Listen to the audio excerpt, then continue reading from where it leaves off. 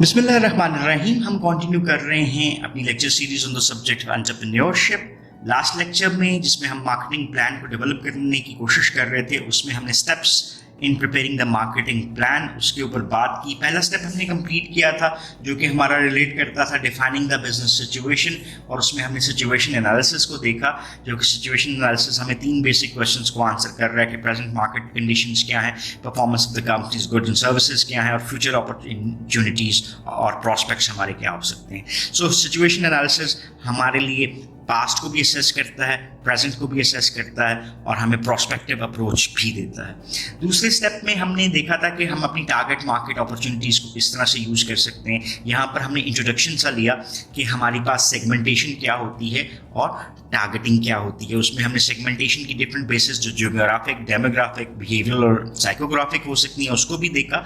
और फिर हमने देखा कि हम मार्केट को टारगेट कैसे कर सकते हैं कि one product for all mass या different products for different target markets. जैसे हमें गाड़ियों की मार्केट नज़र आती है कि सुजुकी मेहरान किसी और के लिए है तो आल्टो किसी और के लिए है, और अगर हम इसमें बड़ी गाड़ी सियाज पे चले जाते हैं तो वो किसी और के लिए है। सो टारगेट मार्केट में different products for different segments. फिर हम एक स्मॉलर मार्केट की तरफ चले जाते हैं, जैसे गाड़ियों की मार्केट में 4 व्हील ड्राइव की मार्केट एक वेरी स्मॉल मार्केट है, या अगर रेसिंग कार की मार्केट तो इट्स अ वेरी स्मॉल, तो ये निश हो सकता है। और देन हमने कहा कि इंडिविजुअल लेवल के ऊपर भी हम टारगेट कर सकते हैं या लोकल लेवल के ऊपर भी टारगेट कर सकते हैं, उसको हमने माइक्रो टारगेटिंग कहा। सो इसी टारगेटिंग और सेगमेंटेशन अप्रोच को आगे लेकर चलते हैं कि process of segmentation and targeting the customers किन बेसिस के ऊपर आपको ऑपरेट होती हुई नजर आती है। So what is this process? पहले हम सेगमेंट्स बनाते हैं और फिर उन सेगमेंट्स में से कुछ को क्या कर सकते हैं, वन को या मैनी को हम क्या कर सकते हैं, टारगेट कर सकते हैं। पहला स्टेप हमें ये नजर आता है कि डिसाइड ऑन जनरल मार्केट और इंडस्ट्री टू परसू। हम बेसिकली ये एक अप्रोच अपना रहे हैं, ये वाली, ये जनरल, और फिर हम जनरल से किसकी तरफ मूव करते हैं, देखें we are narrowing it down, और हमने यहाँ पर पहुँचना है। ये हमारे पास टारगेट मार्केट बनने जा रही है। सो जनरल टू स्पेसिफिक हम मूव करते हैं, इसको हम डिडक्टिव अप्रोच भी कहते हैं। So decide on general market और इंडस्ट्री टू परसू। जैसे मैंने कहा जी मैंने फूड इंडस्ट्री में काम करना है। अब फूड इंडस्ट्री तो बहुत बड़ी है, जिसमें मैन्युफैक्चरिंग भी है, जिसमें सिर्फ सर्विसेज भी हैं, जैसे आपको होटल्स इंडस्ट्रीज नज़र आ जाती हैं, मैन्युफैक्चरिंग ऑफ फूड नज़र आ जाता है। तो ये हमारे पास एक पहली चीज़ आ गई कि हमने जनरल मार्केट को देखना है। देन हम इसको क्या करते हैं, divide a market into smaller group. हमने किसी भी मार्केट को हिस्सों में तकसीम किया है और वो स्मॉल ग्रुप के हिस्से हैं। जैसे ये अभी मैं दोबारा आपके लिए डायग्राम, ये अगर हमारे पास जनरल मार्केट है तो ये मैंने जनरल मार्केट के हिस्से बना दिए हैं जी। चले जी, अब ये स्मॉलर ग्रुप बन गए। सो इस स्मॉलर ग्रुप में जो कस्टमर्स मौजूद होंगे वो उसके हिस्से जियोग्राफिक, डेमोग्राफिक, साइकोग्राफिक, और जैसे मैंने लास्ट लेक्चर में आपको बताया था दैट इज बिहेवियरल, ये चारों बेसिस हम इस्तेमाल कर सकते हैं कि हमने किस तरह से मार्केट को हिस्सों में डिवाइड करना है। देन हम बात करते हैं what is the buying situation. Buying situation वो जिसमें मैं किसी भी प्रोडक्ट को या सर्विस को बाय करने जा रहा हूँ, परचेज करने जा रहा हूँ। यहाँ पर आप क्यों अट्रैक्ट होते हैं बीइंग अ कस्टमर, कि डिजायर्ड बेनिफिट्स क्या होंगे, उसका यूजेज क्या है, बाइंग कंडीशंस हमारी क्या होंगी, and awareness of the buying intention. अब ये देखें ना, ये एक कंज्यूमर के हवाले से है। तो बाइंग सिचुएशन को अंडरस्टैंड करना किसके लिए जरूरी है, मार्केटर के लिए, ताकि वो उस सिचुएशन को ट्रिगर कर सके कि किस तरह से ये बाइंग प्रोसेस चलता है कस्टमर कंज्यूमर के माइंड में। इसको वैसे हम एक नाम से बुलाते हैं, इसको कहते हैं कंज्यूमर बिहेवियर, और basically it's a very specified area in the subject of marketing as well. हम कहते हैं जी कस्टमर डिजायर्ड बेनिफिट क्या चाहता है, वो किस तरह का इस्तेमाल इस प्रोडक्ट से चाह रहा होगा, किन सूरतों में वो इस चीज़ को ख़रीदना चाहता है, और क्या कैसे हम अंडरस्टैंड कर सकते हैं कि उसकी बाइंग इंटेंशन क्या होगी। सो आफ्टर अंडरस्टैंडिंग दिस हम करते हैं सेगमेंट्स को सिलेक्ट, ठीक है, या इसको सिलेक्शन ऑफ अ सेगमेंट क्या कहला रहा है, दैट इज टारगेटिंग। अब उस टारगेट मार्केट में जो हमारे कस्टमर्स हैं उनके बिहेवियर जो कि वो पॉसिबल हो सकता है, जिसको हमने बाइंग सिचुएशन में अंडरस्टैंड किया था, उसके मुताबिक हम क्या करते हैं, एक मार्केटिंग प्लान डेवलप करते हैं।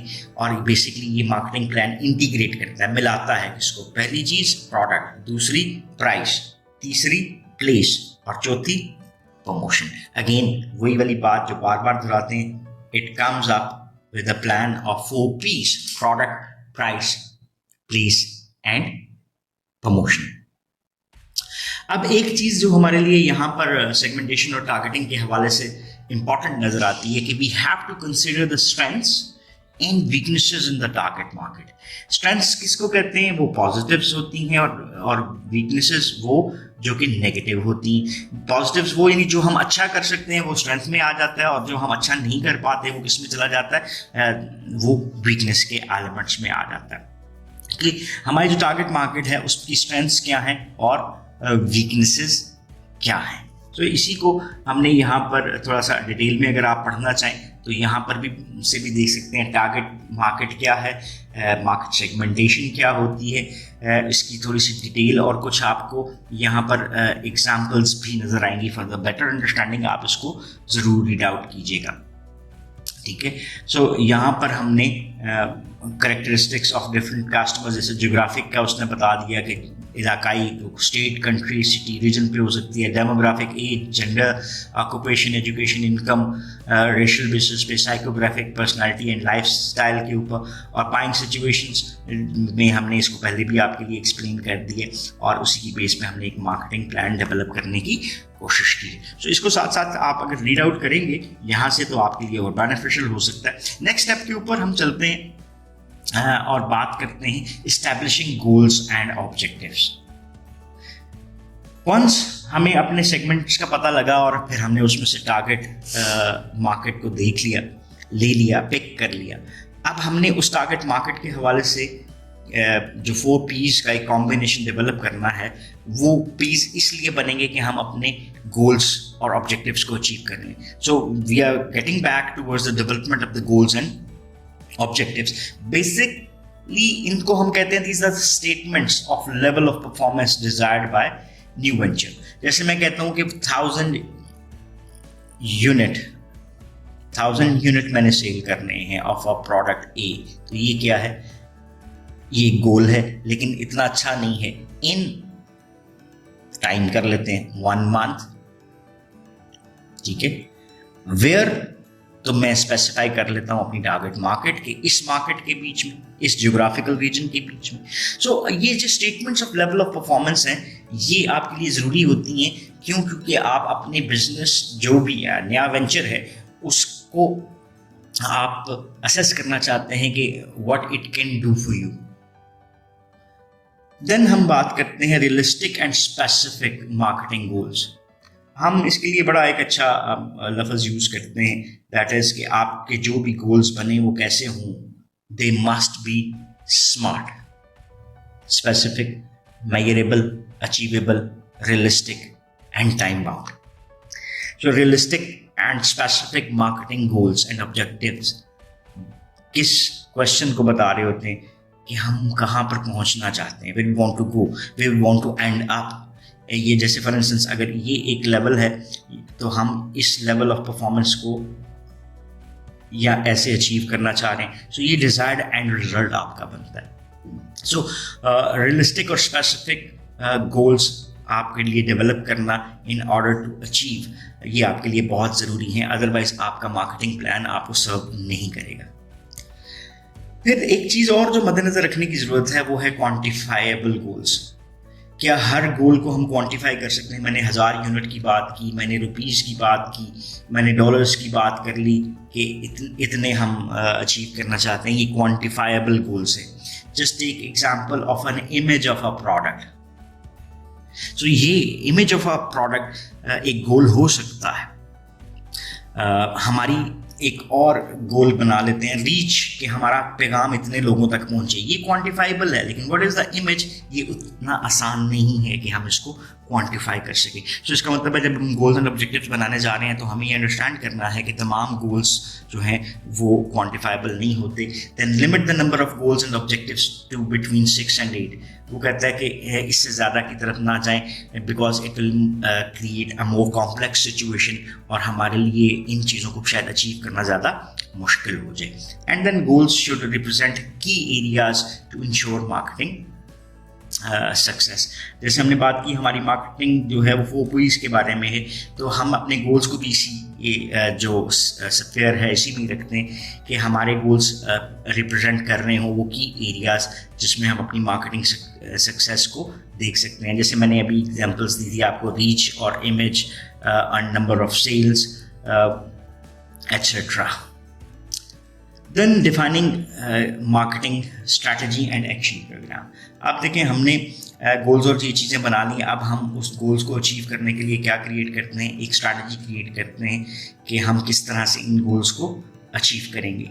इसमें हमारे पास आ जाता है कि हमारे जो प्रोडक्ट्स एंड सर्विसेज हैं वो क्या होंगी, हमारी प्राइसिंग किस तरह से होगी, हमारी डिस्ट्रीब्यूशन कैसे होगी, प्रमोशन कैसे होगी, और ये बेसिकली क्या है, ये पहला P बनता है प्रोडक्ट्स और सर्विसेज। सो हमें यहाँ पे कंसिडर करना है कि हम कौन सी प्रोडक्ट्स देंगे। प्रोडक्ट्स को देखते वक्त हमें सिर्फ और सिर्फ physical characteristics of product commodity पे नहीं रहना, हमें उससे ज़्यादा एस्पेक्ट्स को देखना है कि ये एक इमेज हो सकता है ऑफ द ब्रांड, ये एक सेट जो पैटर्न्स हैं वो बना सकते हैं हमारे पूरे वेंचर के लिए। सो इसमें हमें जो डिफरेंट एस्पेक्ट्स देखने पड़ सकते हैं कि सिर्फ फिजिकल करेक्टरिस्टिक्स नहीं, वो प्रोडक्ट जब मार्केट में नज़र आएगी तो किस तरह से पहली अपीयरेंस उसकी पैकेजिंग की होगी। एक और चीज़ जो कस्टमर लेंगे वो है नेम ऑफ अ कमोडिटी, तो ब्रांड नेम क्या होगा, उसकी प्राइस का अपना इमेज है, what is the warranty that they are offering. Warranty basically क्या होता है, एक प्रॉमिस होता है ऑफ परफॉर्मेंस।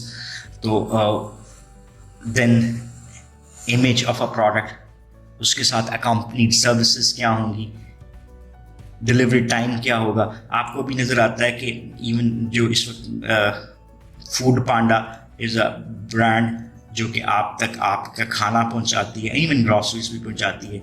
एक और ब्रांड है दैट इज़ चीता, और दोनों की फाइट किसके ऊपर है, सबसे बड़ी डिलीवरी टाइम। इसके बैक एंड के ऊपर जो रेस्टोरेंट्स हैं वो भी किसके ऊपर फाइट करते हुए नजर आते हैं, जिसकी वजह से हम किसी को प्रेफर कर सकते हैं, वो है delivery time. So it's not only the physical characteristics but some other things which needs to be addressed. फिर इसके अलावा फीचर्स हो सकते हैं, उसका exterior that is style, and even जो उसका नॉन फिजिकल प्रेजेंस है, इलेक्ट्रॉनिक जैसे वेबसाइट्स हैं, ये सारी चीज़ें हमें एज अ होल कंसिडर करनी पड़ती हैं जब भी हम मार्केटिंग स्ट्रैटेजी की तरफ जा रहे हैं। सो हमने अपनी प्रोडक्ट को इस अंदाज में क्रिएट करना है कि we should consider all these aspects. Then product तो बन गई, उसकी जो ईच एस्पेक्ट, जब जैसे हम पैकेजिंग को अच्छा करते हैं, ब्रांड नेम की तरफ चले जाते हैं, एडेड फीचर देते हैं, तो it will add to the price of the product. तो हमने मार्केट में प्राइस क्या चार्ज करनी है, सो उसके हवाले से पहली एक अप्रोच आती है, उसको कॉस्ट बेस्ड प्राइसिंग वैसे कहते हैं, यहाँ पर उस तरह से दूसरी करनी है, लेकिन हम देखते हैं कि कॉस्ट हमारी क्या है। उसमें हमारे पास मटेरियल कॉस्ट, यानी कि जो उस प्रोडक्ट के ऊपर मटेरियल लगा है, फिर उसको बनाने में जो सर्विसेज आई वो लेबर कॉस्ट में आ गया। Then cost of goods from suppliers, तो जो सप्लायर्स थे उन्होंने आपको कमोडिटीज़ दी, तो उन्होंने आपसे सर्विस चार्जेस लिए, उसकी प्राइस ली जो तो वो, और फिर फ्रंट एंड पे जो हमारे पास डिस्ट्रीब्यूटर्स हैं, तो वो हमारे प्रोडक्ट को होलसेल मार्केट तक या रिटेलर तक पहुंचाने के लिए आपसे कुछ एक मार्जिन लेंगे, वो भी आपकी कॉस्ट बनती है। Then labour and overhead expenses, it includes many things as well. तो ये तमाम आपकी प्राइसिंग के एलिमेंट्स में आ जाता है कि आप हर डिफरेंट कॉस्ट को देखते हो। अगर मैं सादी सी जुबान में बात करूँ तो हमारे पास जो ये कॉस्ट है दो होती हैं। हमारे पास अमूमन कुछ एलिमेंट्स फिक्स्ड में चले जाते हैं जो हमें करने ही करने होते हैं, और कुछ चीज़ें हमारे पास वेरिएबल कॉस्ट में चली जाती हैं जो कि प्रोडक्शन के साथ इंक्रीज करती हैं। प्रोडक्शन कम होती है तो वो कम हो जाती है।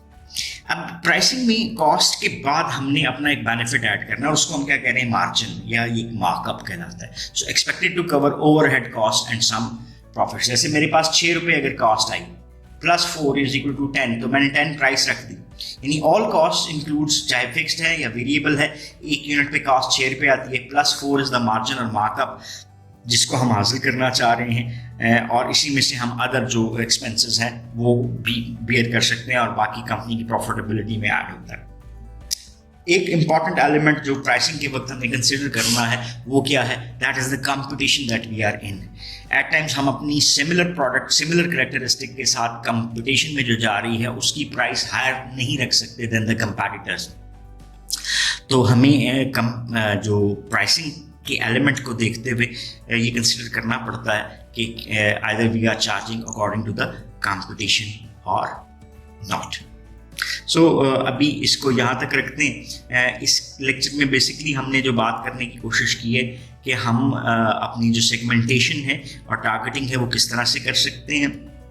देन हमने ये देखा कि हम गोल्स एंड ऑब्जेक्टिव्स जब बना रहे हैं तो उसमें किन चीज़ों को कंसिडर करना चाहिए, कैसे हम अपने गोल्स को स्मार्ट रख सकते हैं, कितने हमारे गोल्स या ऑब्जेक्टिव्स होने चाहिए मैक्सिमम, और किन चीज़ों के अराउंड वो गोल्स बनेंगे।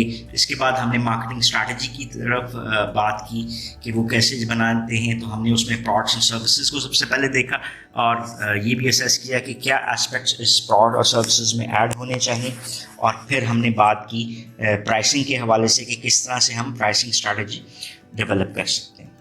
सो यहाँ तक हम रखते हैं। इससे अगले लेक्चर में हम जो 2 रिमेनिंग पीस हैं और देन फिर रिमेनिंग हमारे पास जो स्टेप्स हैं मार्केटिंग प्लान के, उनको देखने की कोशिश करेंगे। So thanking you for watching this lecture. If you still have any question or queries, so you can ask in the comment section and we would definitely love to answer those. So once again, thanking you. Have a nice time. Allah Hafiz.